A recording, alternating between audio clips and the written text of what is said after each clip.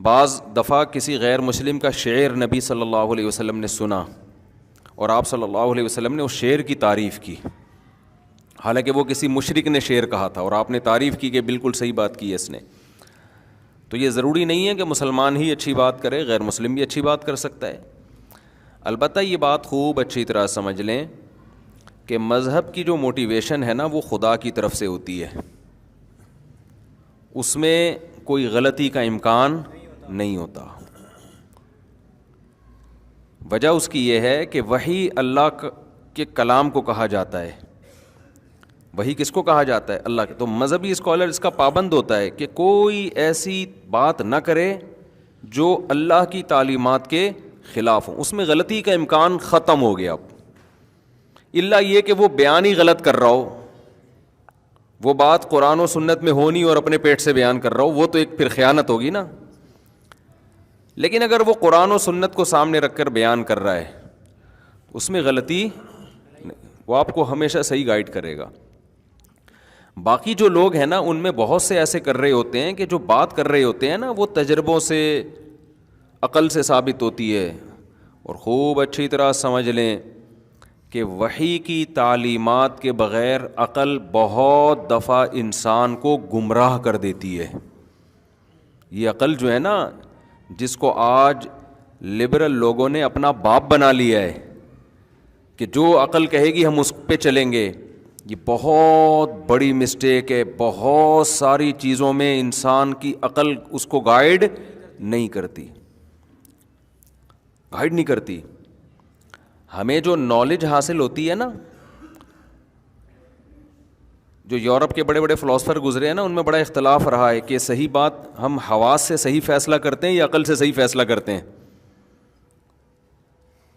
تو وہ اختلاف حل ایسے ہوا کہ جو ہمارے حواس ہیں، ہماری آنکھیں، ہمارے کان، اور جو ہم حس کے ذریعے محسوس کرتے ہیں، یہ چیزیں ہمیں نالج فراہم کرتی ہیں. جب یہ نالج ہماری کھوپڑی میں اکٹھی ہوتی ہے تو عقل پھر اس نالج کو جمع کر کے اس میں ایک ربط پیدا کر کے اصول اور ضابطے وضع کرتی ہے. جس کی کھوپڑی میں عقل ہے اس کو سمجھ میں آ گیا ہوگا. ٹھیک ہے، میں مثال سے سمجھاتا ہوں، بہت اہم ٹاپک ہے سمجھنے کا. یہ جو غیر مسلم تباہ و برباد ہوئے نا، اسی بیس پہ برباد ہوئے ہیں، جو ان کا بہت ساری چیزوں میں برباد ہو گئے. وہ دیکھو مثال کے طور پر آپ نے چولہے میں آگ لگائی، ٹھیک ہے نا، مشاہدہ کیا نا آپ نے کہ یار یہ یوں کرو، یہ جلاؤ، آگ لگتی ہے اس سے. ایسے ہی یہ آپ آنکھوں سے دیکھ رہے ہیں نا، آنکھوں سے آپ نے دیکھا.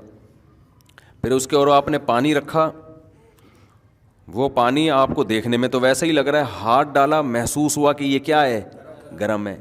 تو آپ کو جو نالج ملی ہے وہ نالج یہ ملی کہ جب چولہے کو یوں کر کے یوں گھمایا تو آگ نکلی، اس کے اوپر پانی رکھا تو گرم ہو گیا. تو یہ جو نالج آپ کو ملی ہے، اس سے آپ نے ایک اصول اور ضابطہ اخذ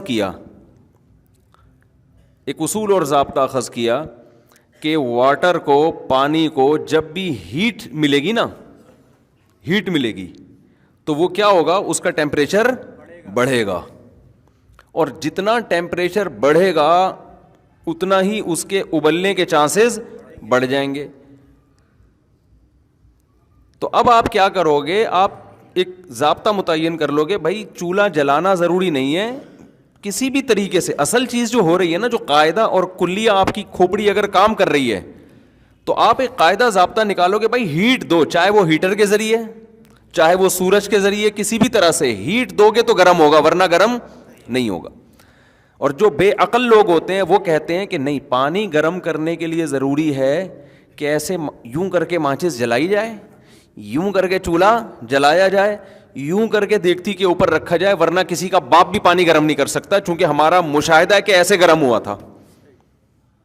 ابے بھائی تمہارا مشاہدہ ہے ایسے گرم ہوا تھا، لیکن کھوپڑی ہوتی نا تو گرم ہونے کی وجہ سمجھ میں آتی کہ ہیٹ کی وجہ سے ہو رہی ہے. تو اصول اور ضابطہ جو سائنسدان تجربے کر کر کے نکالتے ہیں نا، یہ مشاہدہ کیا، وہ مشاہدہ کیا، وہ اس سے کلیات ہوتے ہیں. نیوٹن نے جو کام کیا تھا، دیکھو نیوٹن کے دماغ میں عقل تھی تو کیا ہوا ہے، اوپر سے سیب نیچے آ کے کھوپڑی پہ گرا تھا نیوٹن کی، یا دائیں میں گرا تھا؟ سر پہ گرا تھا. سر پہ گرا. نیوٹن کی آنکھوں نے دیکھا سیب اوپر سے کہاں آ رہا ہے، نیچے آ رہا ہے. یہ جو نالج اس کو دی کس نے دی؟ آنکھوں نے. حواس ہے نا، حس ہے نا آنکھ، جو قوت بصارت، یہ حس نے کام کیا، یہ نالج دی اس نے. اور جب وہ کھوپڑی پہ لگی تو ظاہر ہے جب بھی کسی کے کھوپڑی پہ کوئی چیز پڑتی ہے تو بات کھوپڑی میں، سیب کھوپڑی میں جائے نہ جائے بات کھوپڑی میں آ جاتی ہے.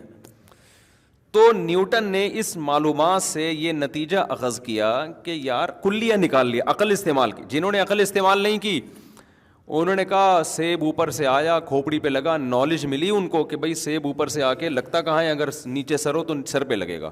تو ان کے پاس جو نالج آئی وہ یہ نالج آئی کہ سیب اوپر سے نیچے آ کے کھوپڑی پہ لگتا ہے. بس کوئی ضابطہ اور کلیہ نہیں نکالا انہوں نے. بہت زیادہ ضابطہ نکال لیتے تو یہ نکال لیتے اوپر یوں کر کے پھینکو تو نیچے آئے گا، بس یہ ضابطہ نکال لیتے. نیوٹن کی کھوپڑی نے بہت زیادہ کام کیا، عقل. تو عقل نے ایک کلیہ وضع کیا کہ بھائی یہ اوپر سے نیچے کیوں آ رہا ہے، نیچے سے اوپر کیوں نہیں جا رہا. تو زمین میں کون سی ایسی چیز ہے جس کی وجہ سے نیچے آ رہا ہے؟ تو اس نے دیکھا بھائی زمین ایک بہت بڑے حجم والا ایک کثافت ہے اس کے اندر. تو اس نے تجربے اور مزید کچھ مشاہدے کر کے نتیجہ نکالا کہ کسی بھی چیز میں جتنی کمیت ہوگی نا کسی چیز کی، اتنی ہی اس میں کشش ہوگی. یہ ایک ایسا خاندانی اصول اس نے وضع کر کے دے دیا کہ خود بخود اب سائنسدان کیلکولیشن کرتے رہتے ہیں. بھائی چاند میں آپ کا وزن 10 گنا کم ہو جاتا ہے، اس کا مطلب چاند میں جو کثافت ہے وہ زمین سے 10 گنا کم ہے. تو اس سے کیا پتہ چلتا ہے بھائی، مشاہدات جو ہیں وہ معلومات اکٹھی کرتے ہیں اور عقل ان معلومات میں ربط پیدا کر کے اصول اور ضابطے بولو متعین کر دیتی ہے. اب مسئلہ یہ ہے کہ مجھے ایک بات بتاؤ، ہمارے جو یہ حواس ہیں یہ لامحدود ہیں یا محدود ہیں؟ بولو نا، لمٹ ہے نا ان کی ایک. تو عقل جو ضابطے متعین کرے گی وہ بھی لمٹ ہوگی ان کی، یا وہ ہر چیز میں ٹانگ اڑائے گی عقل جا کے؟ جو چیز آپ کے مشاہدے میں نہیں آ رہی سائنسدانوں کے، جو سماعت میں نہیں آ رہی، جو محسوس کرنے میں نہیں آ رہی، اور زیادہ تر اس کائنات میں 0.0000001% بھی چیزیں ایسی نہیں ہیں جو انسان مشاہدہ کر رہا ہو، سن رہا ہو یا وہ محسوس کر رہا ہو. تو وہ اس پوری کائنات کے بارے میں ہر چیز میں اصول اور ضابطے کیسے وضع کر سکتا ہے؟ سمجھ میں آ رہی ہے بات کہ نہیں آ رہی ہے؟ یہ تو ممکن ہی نہیں ہے. اور اب سائنس نے یہ اعتراف بھی کر لیا ہے. جب مادے کو توڑا نا انہوں نے، ایٹم کو توڑا ہے، پہلے تو یہ دعویٰ کیا گیا تھا نیوٹن کے دور میں کہ اس کائنات کی حقیقت تک ہم پہنچ سکتے ہیں تجربہ اور مشاہدات کی بیس پہ. سمجھ میں آ رہی ہے بات؟ آئنسٹائن نے جو آ کے تھیوری پیش کی نا، اس نے کہا اس کائنات کو کسی کا باپ بھی نہیں سمجھ سکتا. اس نے یہ الفاظ نہیں تھے، کوئی سائنس کا طالب علم کیا اس نے کہاں لکھا ہے باپ کا لفظ دکھاؤ. یہ ہمارا اپنا کراچی کا اسٹائل ہے بھائی، ہم اسی طرح بات سمجھاتے ہیں. ہم اگر سائنسدان بھی ہوتے تو ہم کہتے، نیوٹن نے تو کہا تھا نا جو چیز متحرک ہے ہمیشہ متحرک رہے گی جب تک روکنے والا ہو نہ. ہم سائنسدان ہوتے ہیں کسی کا باپ بھی اس کو نہیں روک سکتا. ہمارے اپنے اسٹائل ہے بھائی سائنسی تھیوری پیش کرنے کے. اور جو رکی ہوئی ہے کسی کا باپ بھی. اور پھر مثال اس نے تو نیوٹن نے کوئی چیزوں کی مثال دی ہوتی، ہم لوگ کراچی کے لڑکوں کی مثال دیتے. دیکھو یہ پوستی 12 بجے تک سو رہا ہے، کسی کا باپ اس کو اٹھا سکتا ہے؟ تو یہ پڑا رہے گا قیامت تک، جب تک اس کا ابا اس کو دھکا دے کے گھر سے باہر اسکول کے لیے یا کاروبار کے لیے یا ملازمت کے لیے نکالے گا نہیں.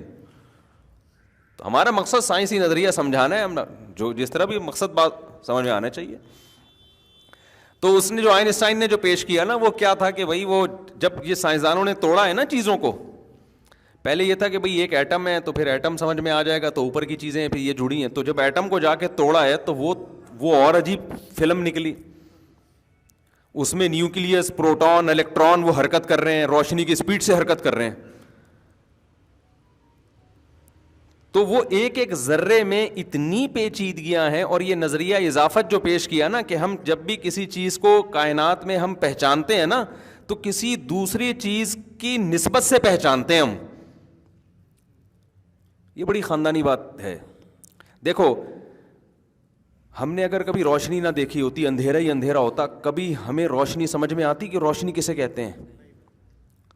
روشنی ہمیں سمجھ میں آ رہی ہے اندھیرے کی وجہ سے، اندھیرا ہمیں سمجھ میں آ رہا ہے روشنی کی وجہ سے. ہمیں جو گرمی کا احساس ہوتا ہے اس لیے کہ ہم نے سردی دیکھی ہوئی ہے. سردی کا جو احساس ہوتا ہے کس کی وجہ سے؟ اب سردی کو ڈیفائن کرنے کے لیے، ایکسپلین کرنے کے لیے گرمی کا تصور ضروری، اور گرمی کو ایکسپلین کرنے کے لیے سردی کا. کسی کو آپ گرمی سمجھانا چاہتے ہو سردی دکھاؤ، اس کو سردی سمجھانا چاہتے ہو گرمی دکھاؤ، تو کیا ایکسپلین کون کرے گا اس کو بیٹھ کے؟ صرف الگ سے گرمی کو کون ایکسپلین کر سکتا ہے؟ ہو ہی نہیں سکتی. بالکل ایسے ہے جیسے ایک آدمی سے کسی نے پوچھا تیرا گھر کہاں ہے؟ اس نے کہا وسیم کے گھر کے سامنے. اس نے کہا وسیم کا گھر کہاں ہے؟ اس نے کہا میرے سامنے. اس نے کہا دونوں کا کہاں؟ کہہ رہے آمنے سامنے. اب بتاؤ کسی کا باپ بھی اس لوکیشن پہ پہنچ سکتا ہے؟ بالکل یہی، یہ تو میں نے سادہ الفاظ میں سمجھایا ہے. یعنی اس نے یہ دعویٰ کیا کہ یہاں امور اضافیہ کہتے ہیں ان چیزوں کو کہ ایک چیز کو سمجھنا دوسری چیز کے سمجھنے پر موقوف ہو. جب تک وہ سمجھ میں نہیں آئے گا یہ نہیں آئے گا، اور یہ نہیں آئے گا وہ نہیں آئے گا. تو پوری کائنات جو ہے نا اسی اصول پہ چل رہی ہے، اسی اصول پہ چل رہی ہے پوری کائنات. تو وہ جتنا اندر جاتے گئے نا سائنسدان بولتے گئے بھائی یہ کھوپڑی میں آنے والی چیز نہیں ہے. تو انہوں نے پھر یہ کہا کہ جو چیز کھوپڑی میں آ رہی ہے، جو ہماری سماعت میں، جو ہماری آنکھیں دیکھ رہی ہیں، ان کے بارے میں ہم نظریات وصول کر سکتے ہیں. اس سے آگے ہمیں جانے کی نہ اجازت ہے اور نہ اس کا ہمیں کوئی فائدہ ہوگا. لہذا اس کائنات کی حقیقت کو پوری طرح سمجھنا، گویا کہ سائنسدانوں نے اعتراف کر لیا کہ یہ ممکن ہے ہی نہیں. تو یہ مادی چیزوں کو جب سمجھنا، یہ جو آپ کہتے ہیں نا میڈیکل سائنس نے اتنی، آپ کیا ساری دنیا کہتی ہے، ہم بھی کہتے ہیں اتنی ترقی کی ہے، تو یقیناً ترقی کی ہے. لیکن آپ نے دیکھا ہوگا کہ یوٹیوب پہ بھی کچھ ڈاکٹرز بیٹھے ہوئے ہوتے ہیں، وہ کہتے ہیں جدید تحقیق کے مطابق یہ ثابت ہو گیا ہے کہ اس میں یہ ہے، اور اس خوراک میں یہ ہے، اور اس خوراک میں یہ ہے. یہ جدید تحقیق کب کی ہوتی ہے؟ اگر 2022 چل رہا ہے تو 2022 کی ہوگی، 2023 چل رہا ہے تو 2023 کی. جب اب جدید تحقیق آتی ہے نا تو 2020 والی تحقیق تیل لینے چلی جاتی ہے. حالانکہ جو 2020 یا 21 میں تھے وہ اس کو کیا سمجھ رہے تھے؟ جدید. لہذا جدید کا لفظ جہاں لگا ہوا ہو لوگ سمجھتے ہیں کہ اس سے زیادہ مستند کوئی بات ہو نہیں سکتی. حالانکہ یہ بھی ایک امر اضافی ہے، اس کو ہم جدید کہہ رہے ہیں پرانے کی نسبت. جب مزید اگلا سال آئے گا تو یہ جدید نہیں رہے گی، یہ کیا بن جائے گی؟ پرانی. تو جس پرانی کو آپ نے، جس تحقیق کو، ریسرچ کو کچرے کے ڈبے میں پھینکا نا آپ نے پرانی کہہ کے، اس کا مطلب 2023 والی تحقیق بھی پرانی ہو کے ابھی سے کچرے کے ڈبے میں پھینک دو آپ اس کو. نہیں آئی بات سمجھ میں؟ اب سوال پیدا ہوتا ہے جب ہم نے ساری تحقیقوں کو کچرے کے ڈبے میں ہی پھینکنا ہے تو تحقیق تمہارا پھر وہی باپ کرے گا معذرت کے ساتھ. کون سی تحقیق پر عمل کریں پھر ہم؟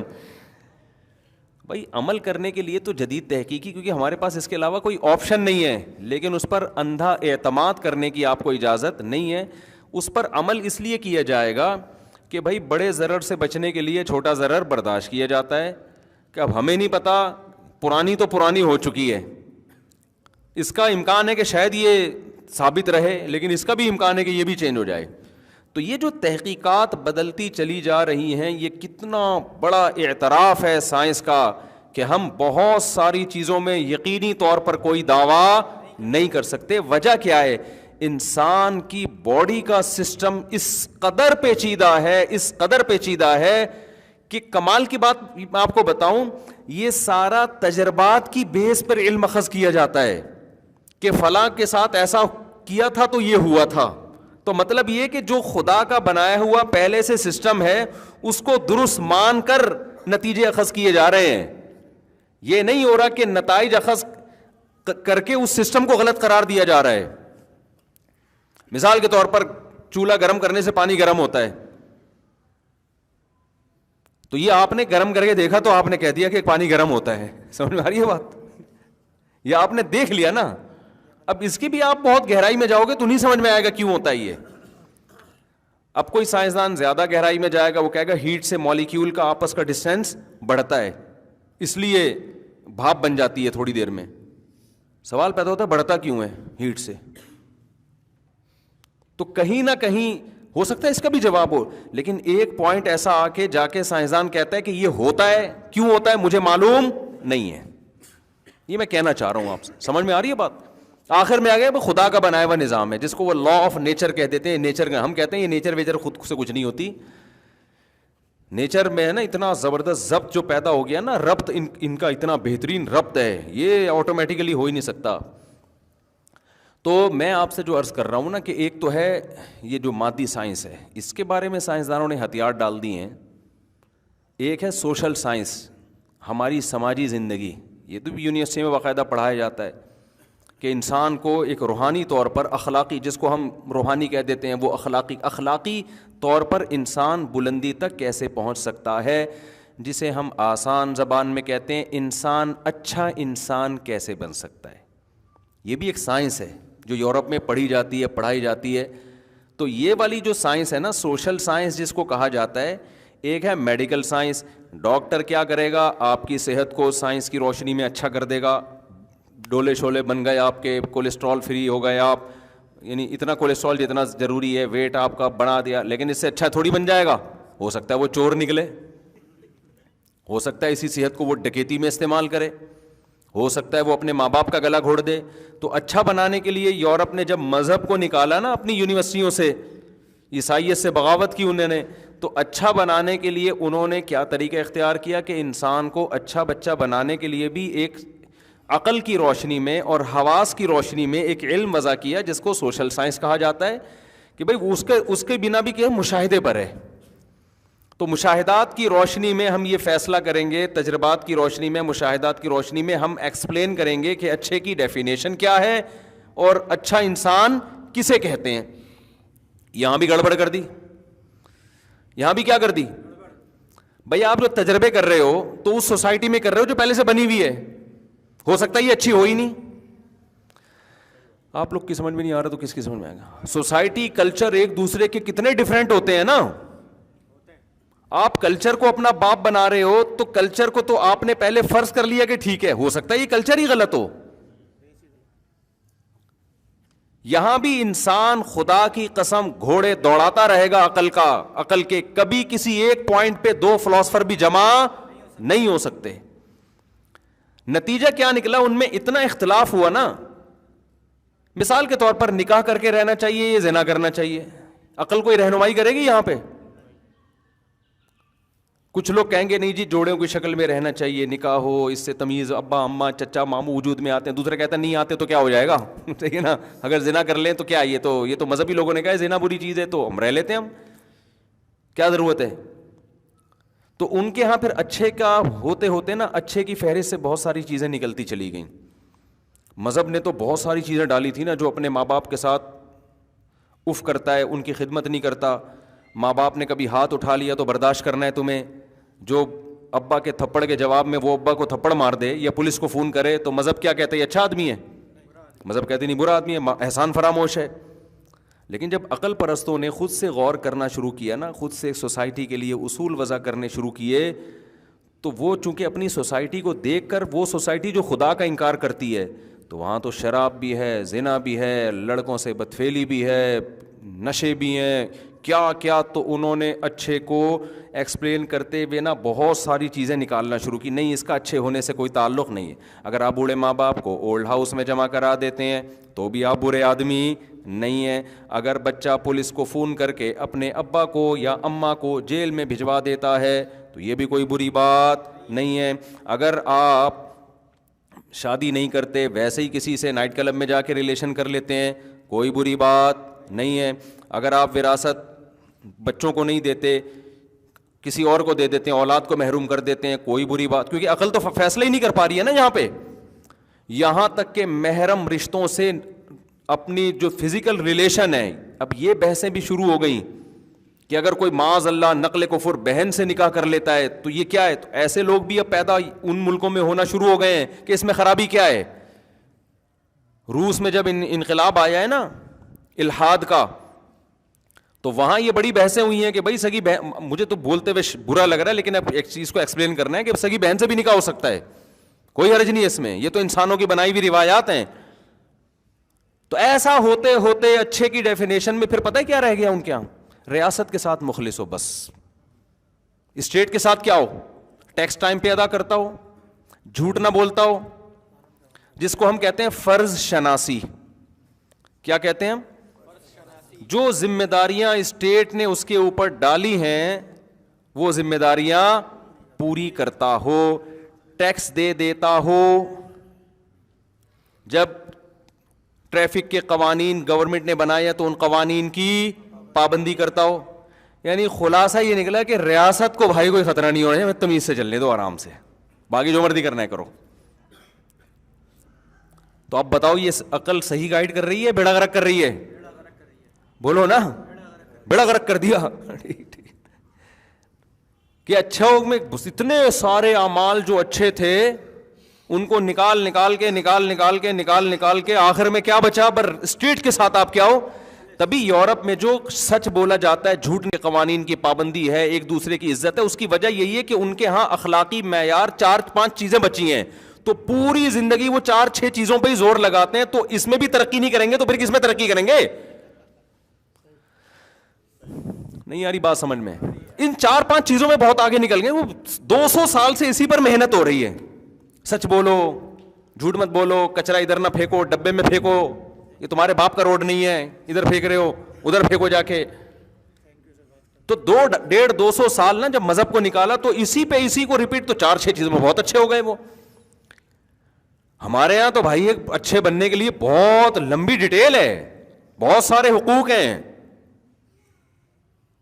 بہت سارے. بچپن سے بچے کو سکھایا جاتا ہے ابا اگر طبیعت سے پیل بھی دینا تو مار کھا کے رونا ہے. جیسے ہمیں تو ابا جب پیٹتے تھے تو ہم تھوڑا سا دیوار کی طرف منہ کر کے آدھا گھنٹہ روتے رہتے تھے ہچکیوں سے، کیونکہ ہم اگر ابا کو جواب دے دیتے ابا آپ نے مجھے کیوں ہاتھ اٹھایا، تو ہماری تو خاندان میں کوئی عزت 2 ٹکے کی نہیں رہتی.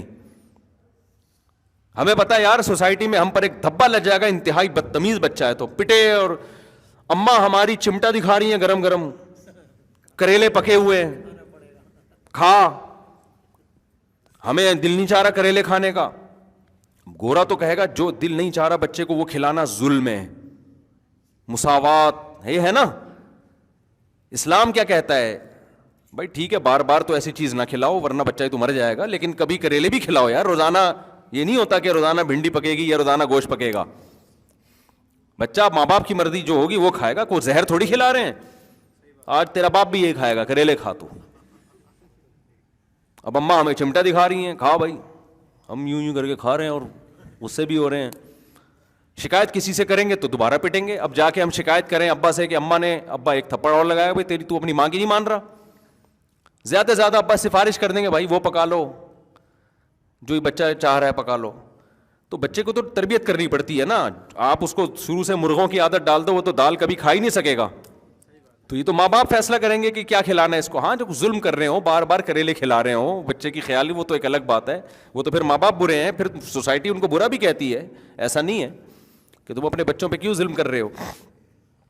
تو کتنی لمبی فہرست ہے نا ہمارے یہاں. پھر صبح اٹھ کے نماز پڑھنی ہے، نماز نہیں پڑھیں گے. مجھے یاد ہے ہم جب چھوٹے تھے 9-10 سال کے، ہمارے ابا اٹھاتے تھے فجر میں ہمیں. اس وقت تو ہمیں عقل نہیں تھی. وہ سردیوں میں آدمی اٹھ رہا ہے، سردی کی نیند کتنی زبردست ہوتی ہے، اٹھ کے جا رہے ہیں نماز پڑھنے، آدھے راستے سے ٹن مارا دیکھا ابا پہنچ گئے، آدھے راستے سے ٹن مارا. ایک دفعہ میں آدھے راستے سے ٹن مار کے نا گھر آیا اور گھر میں نماز پڑھ لی میں نے. تو میرے بڑے بھائی نے دیکھ لیا، انہوں نے بولا ادھر آؤ. جی کہہ رہے ہیں بھائی یہ مسجد میں جو جماعت ہوتی ہے یہ کس کے لیے ہوتی ہے؟ میں نے کہا ہم مسلمانوں کے لیے ہوتی ہے، جو بھی مسلمان لوگ پائے جاتے ہیں. تو انہوں نے کہا یار ابھی سے تم یہ سستی کر رہے ہو، ادھر ہی نماز پڑھ کے تم نے ویسے ڈانٹ لگائی ہے. کیوں؟ ان کو لگا کہ یہ اس کا عمل کیا ہے، اچھا ہے کہ برا ہے؟ برا ہے. لیکن اگر آپ مغربی دنیا سے غیر مسلم سے پوچھیں گے تو وہ شاید ابا کو برا کہہ رہے ہو کہ بچے کو صبح صبح کیوں اٹھا رہے ہو. خدا کی قسم ہم پر احسان کیا ہمارے باپ نے جو آپ ہم نماز پڑھ رہے ہو سکون مل رہا ہے ہمیں, ہم پہ چھوڑ دیتے, ہم تو 12 بجے سو کے اٹھتے. یہی لوگ جب بچوں کو اسکول کے لیے اٹھاؤ تو اس کو ظلم نہیں کہتے. بھائی اگر بچے کی جو رائٹس ہیں تو پھر بچے کو خود فیصلہ کرے گا بڑا ہو کر کہ میں نے اسکول پڑھنا ہے کہ نہیں پڑھنا. لیکن آپ جواب میں کیا کہتے ہو, جب یہ فیصلہ کرے گا نا پڑھائی کی عمر نکل چکی ہوگی, اب اس کو پڑھانا ہے. جب پڑھانا ہے تو نماز بھی پڑھوانی ہے میرے بھائی. اللہ کو ہم تو مانتے ہیں, اسکول سے زیادہ ہمیں اللہ پر یقین ہے کہ جس خدا نے پیدا کیا اس کو کیسے بھلا دے بچہ. تو ہمارے ہاں حقوق کی فہرست, پھر بڑے بھائی بھی تھے, ہماری بڑی بہن بھی تھی, چھوٹے بھائی چھوٹی بہنیں, ان کے حقوق, بھائی نے بھی پیٹ دیا ایک دن, صحیح ہے نا. تو ایک دفعہ پٹے سال میں, وہ کوئی مسئلہ نہیں ہے, چلو بھائی بڑا بھائی ہے تو ہم کیا دکھڑا سنائیں کسی کو, پٹ گئے بھائی پٹ گئے تو ٹھیک ہے نا. اب ایسا نہ ہو بیان میں آپ سمجھے ساری زندگی میں پٹتے ہی رہے ہیں اور کوئی کام ہی نہیں ہوا ہے. یہ تو ایک سال میں ایک دفعہ ہو گیا نا, اب یہ تھوڑی کہ روز روز. تو اللہ کا شکر ہے صحیح اچھا سلوکی ہو رہا ہے, اور جو پٹے وہ بھی ہمارے فائدے کے لیے. پھر ہمارے جو بڑے سے چھوٹے بھائی تھے وہ ہمیں صبح قرآن پڑھاتے تھے. ظلم بچے پر جب ہوگا جب رات دیر سے سلاؤ اور صبح جلدی اٹھاؤ. رات ہمیں ٹائم پہ سلایا جا رہا ہے, 8-9 گھنٹے کی نیند ہو رہی ہے, تو اب تو اٹھو نا بھائی. بچہ کو اگر سونے دینا وہ پھر بھی نہیں اٹھے گا, وہ کہے گا سوتا رہو. فجر کی نماز کے بعد ہمارے بڑے سے چھوٹے بھائی ہمیں لے کے بیٹھتے تھے, بھائی قرآن پڑھو بیٹھ کے, شاباش. وہ ہمیں بڑا غصہ آ رہا ہوتا لیکن بیٹھ رہے پڑھ رہے ہوتے تھے, ان الذین آمنوا وعملوا الصالحات, اس طرح پڑھ رہے ہوتے تھے. اور ان کا ایک روب ہوتا تھا ہمارے اوپر, زبان نہیں چلا سکتے تھے, بھائی بڑے ہیں تو چھوٹوں کا خیال, ان کی بھی شفقت کرنی ہے, ان کا حق نہیں مارنا. تو مسلم اسلام میں حقوق کی فہرست اور اچھا بننے کا جو تصور ہے وہ بہت کیا ہے, وسیع. آپ کی شادی ہوگی تو ساری زندگی بیگم کا خرچہ آپ نے اٹھانا, اس کے ابا آئیں گے ان کو عزت دینا, سالہ آیا ہوا ہے اس سے تمیز سے بات کرنا. دل نہیں چاہ رہا ہوتا لیکن بہرحال آپ کو بات کرنی پڑتی ہے. میں اپنی بات نہیں کر رہا, دوسروں کی بات کر رہا ہوں. تو تمیز سے بات کرنا. پھر اور اسلام میں آگے جاؤ گے تو سالی کی طرف نہ دیکھنا, سالی کو نہ دیکھنا. اللہ تمہاری شادی اس سے ہوئی ہے, اس کی بہنوں سے تھوڑی ہوئی تمہاری شادی جو وہاں فری ہو رہا ہے تو جا کے. اگر آپ فری ہو گئے تو اسلام کیا کہے گا, مینرز نہیں ہے اس میں. جس سے فری ہونا چاہیے تھا اس سے ہو نہیں رہا, جس سے نہیں ہونا چاہیے تھا اس سے ہو رہا ہے, مینرز نہیں ہے. تو غیر مسلم ہو گیا, یہ سارا سیٹ اپ کیا ہو گیا, ختم.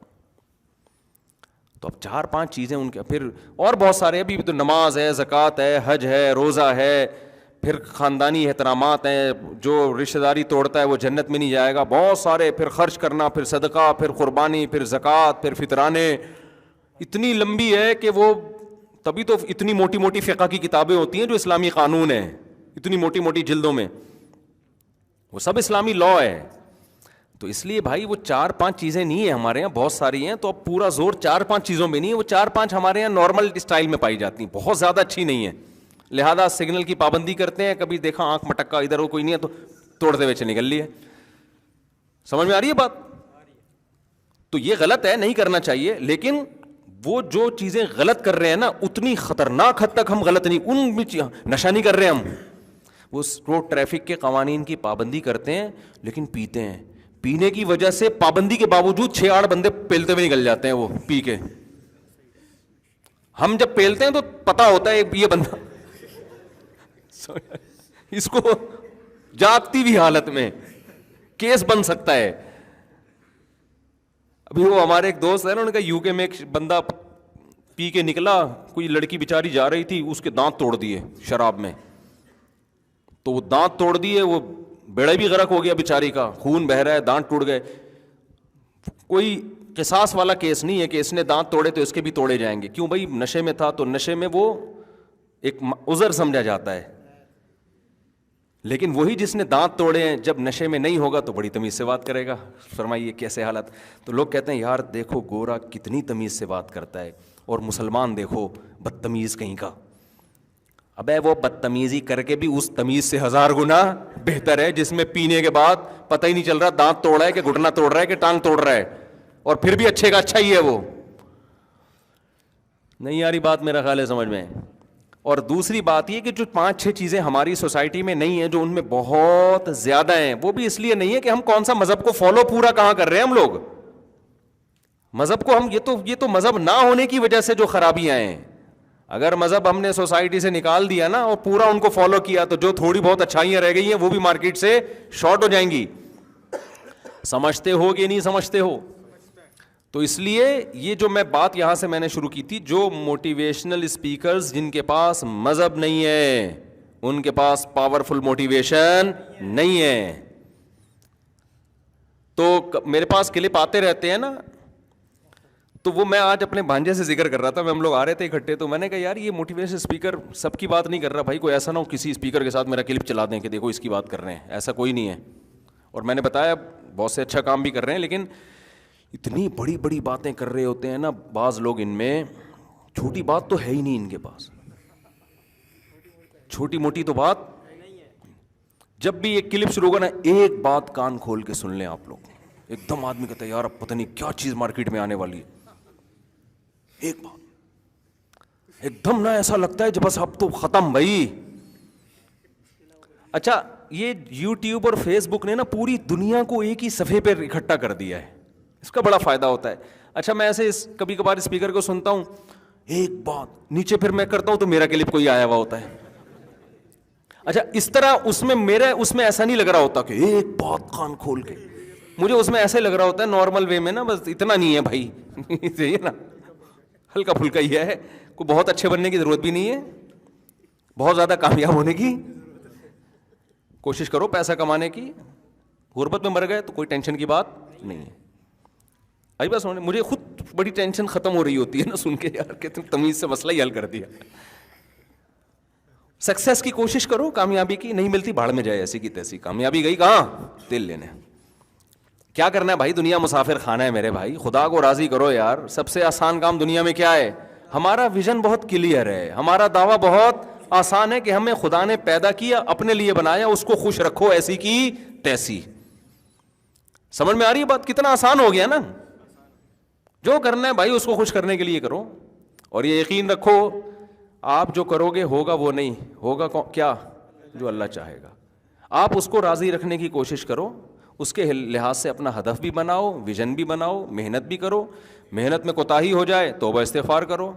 100 بار بھی اگر کسی سے کوئی غلطی ہوتی ہے تو 100 بار بھی توبہ کرتا ہے, اللہ ایک بار بھی اسے مایوس نہیں کرتا. اچھا بننے کی کوشش میں لگے رہو. اگر اللہ خوش ہے, اور یہ یقین نہیں کرو کہ اللہ مجھ سے خوش ہے, ڈرتے رہو کہ ہو سکتا ہے مجھ سے ناراض ہو, لیکن امید بھی رکھو کہ ہو سکتا ہے مجھ سے خوش ہو. تو حدیث میں آتا ہے جس کی یہ کنڈیشن ہوگی نا اس کی بخشش لازمی ہوگی. اللہ کا یہ وعدہ ہے. کوشش میں لگا رہے, مایوس نہ ہو. بخشش کس نے کرنی ہے آخرت میں؟ اللہ نے کرنی ہے. تو جب بخشش اللہ نے ہمارے حضرت کتنے پرہیزگار تھے. حضرت فرماتے تھے کہ میں جب اپنے اعمال کو دیکھتا ہوں تو مجھے مایوسی ہونے لگتی ہے, لیکن پھر جب میں یہ سوچتا ہوں نا کہ بخشش اللہ کے ہاتھ میں ہے اور اللہ کی رحمت سے ہی ہوگی, تو اتنی خوشی ہوتی ہے کہ بھائی ہمارے لیے تو اللہ نے کتنا آسان راستہ کہ معاملہ اپنے ہاتھ میں رکھا ہے. ہم نالائقوں میں نہیں چھوڑا اللہ نے کہ تم جب تک تمہاری زندگی ہے یہ اصولوں پہ نہیں ہوگی وقت بخشوں گا ہی نہیں میں تمہیں. صحیح ہے نا. ہمیں کہا ہے انسان کے بچے بننے کی کوشش کرو, بس تم لڑکھڑاتے یعنی پھسلتے پھسلتے بھی چلو گے, آؤ گے تو بخشنا کس نے ہے؟ میں نے ہے نا, میں نے بخشنا ہے. تو بس مجھے راضی کرنے کی کوشش میں لگے رہو. غلطی ہوتی ہے توبہ کرو, معافی مانگو. 100 بار غلطی ہوتی ہے 100 بار توبہ کرو, کوشش میں لگے رہو. اور اتنی امید میں بھی نہ آ جاؤ کہ گناہ کرو اور تمہیں خوف ہی ختم ہو جائے کہ یار جو مرضی کرتے رہو بخشش ہوگی. تو الایمان بین الخوف والرجا, امید اور خوف کے درمیان میں ہے. اور یاد رکھو اسی سے انسان کی زندگی خوش بھی گزرتی ہے. اگر امید اور خوف دونوں نہ ہو نا, خالی امیدیں ہوں تو انسان اترانے لگتا ہے. یہ بھی بے سکونی کا ذریعہ بنتی ہے چیز. خوف ہی خوف ہو تو نا امیدی ہونے لگتی ہے, یہ بھی بے سکونی کا ذریعہ بنتی ہے. اسلام نے وہ لائف اسٹائل دیا ہمیں اور وہ نظریہ اختیار کرنے کا حکم دیا جس سے ہماری زندگیوں میں بھی بیلنس رہے اور سکون رہے.